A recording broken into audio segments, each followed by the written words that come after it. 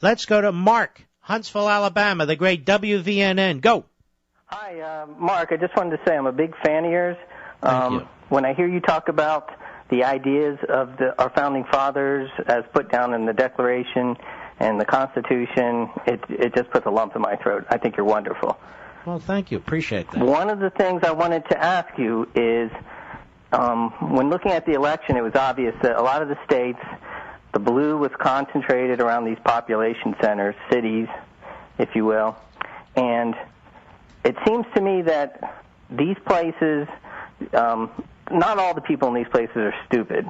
I think that they get indoctrinated through the college systems, school systems, to be left-thinking, and then they're bombarded with the left drive-by media, the newspapers, things like that. And then finally, let me tell you.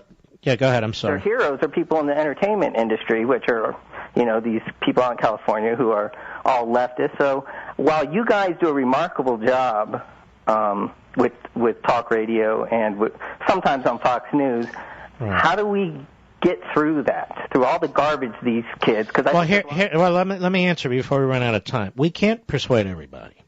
We try to persuade everybody, but we can't. All we need is the same percentage of the vote that Obama got. But what we need to do is persuade enough of America to our way. 60% is perfectly fine. That's landslide, and not just for elections. That's victory. Mm-hmm. So a strong majority of the people who live in a society understand the nature of civilization. The nature of civilization is not a big, all-powerful government. The nature of civilization is how man treats man, how women treat women, and so forth. You get it.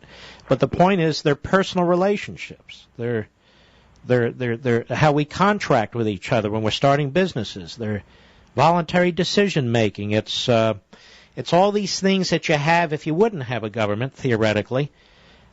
So what we need to promote is what's called the civil society, and it's going to be difficult because the left keeps pushing this notion of a utopia, which requires obviously a more and more powerful police state, and we have largely incompetent Republican leaders. This knowledge is really something that they haven't acquired over the years. All they do is know how to count votes on a particular bill. We have largely unknowledgeable people on television posing as conservatives or leading thinkers who either are unencumbered with this information or choose not to discuss it. So that's a problem, but I just want you to remember, and it's important, Ronald Reagan won 2 massive landslides. There was no Fox News channel. There wasn't talk radio of this kind. There was some. And there certainly wasn't the Internet. He was stuck with the 3 TV networks, and he was stuck with the big newspapers like the Washington Compost and the New York Slimes. So we can overcome the media. We just need candidates who are capable of doing it. Thank you, appreciate it.